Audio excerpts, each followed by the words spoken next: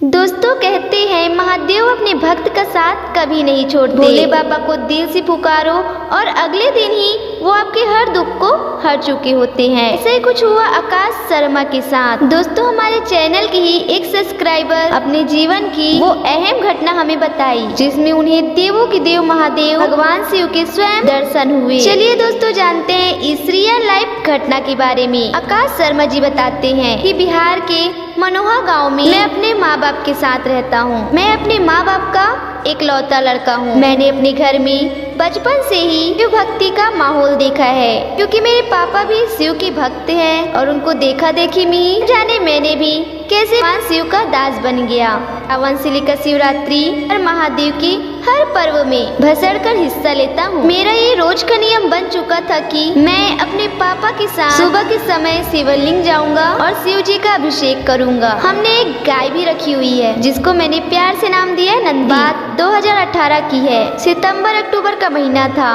तेज बारिश हो रही थी। ऐसा लग रहा था मानो ये कभी रुकेगी ही नहीं। बादल का मिजाज बिगड़ रहा था।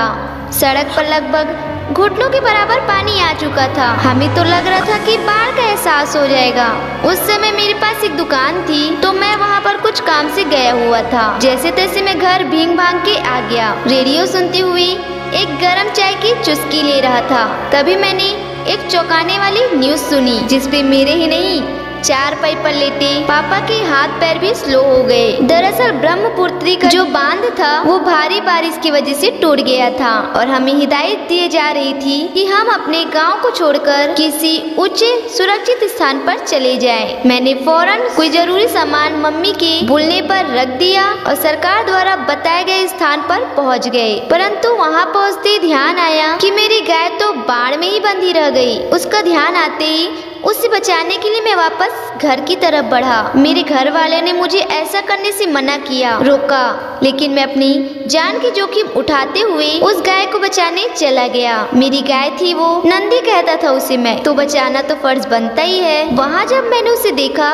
तो उसके मुंह तक पानी आ चुका था। वो मुश्किल से सांस ले पा रही थी। मैंने फटाफट उसकी रस्सी खोली और उसे लेकर पास के पहाड़ की तरफ चल पड़ा। उसे तो मैं किसी तरह धक्का मार मार के चढ़ा रहा था। पानी का बहाव बहुत तेज हो चुका था। मेरा बैलेंस भी ठीक से नहीं बन रहा था। पानी के बहाव के साथ मेरा पैर फिसला और मैं बह गया। मैं समझ चुका था कि अब मेरा अंत आ चुका है और अब मैं नहीं बचूंगा। और आखिरी समय में अपने माता पिता को याद कर रहा था। आखिर मैंने उन्हें सुरक्षित स्थान पर पहुंचा दिया था और अपनी गाय को भी बचा लिया था और मैं अपने माँ बाप का इकलौता लड़का था।